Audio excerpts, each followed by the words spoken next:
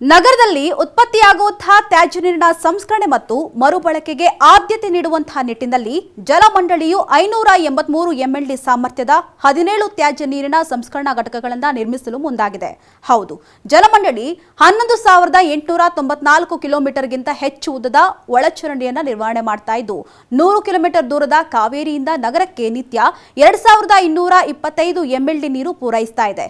ಇದರಲ್ಲಿ ಶೇಕಡಾ 85% ರಿಂದ 90% ಅಷ್ಟು ನೀರು ಕೊಳಚೆಯಾಗಿ ಮಾರ್ಪಟ್ಟು ಮನೆಗಳಿಂದ ಹೊರಬರ್ತಾ ಇದೆ. ಸದ್ಯ ನಗರದಲ್ಲಿ ಇರತಕ್ಕಂತಹ 33 ಎಸ್ಟಿಪಿಗಳಿಂದ 1,381 ದಶಲಕ್ಷ ಲೀಟರ್ ಸಂಸ್ಕರಣಾ ನೀರು ಲಭ್ಯವಾಗ್ತಾ ಇದೆ.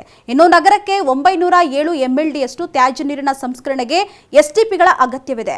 ಈ ಹಿನ್ನೆಲೆಯಲ್ಲಿ ಸುಮಾರು 2,200 ರಿಂದ 2,400 ಕೋಟಿ ರು ವೆಚ್ಚದಲ್ಲಿ 583 ಎಂಎಲ್ಡಿ ಸಾಮರ್ಥ್ಯದ 17 ಎಸ್ಟಿಪಿಗಳನ್ನು ನಗರದ ಹಲವೆಡೆ ನಿರ್ಮಿಸಲು ಯೋಜನೆಯನ್ನು ರೂಪಿಸಲಾಗಿದೆ.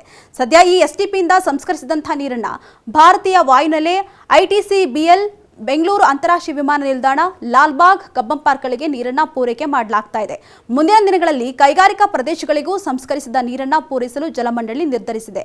ಹೀಗಾಗಿಯೇ ಹೆಚ್ಚಿನ ಎಸ್ಟಿಪಿಗಳನ್ನು ನಿರ್ಮಿಸಲು ಡಿಪಿಆರ್ ರೆಡಿ ಮಾಡ್ತಾ ಇದೆ.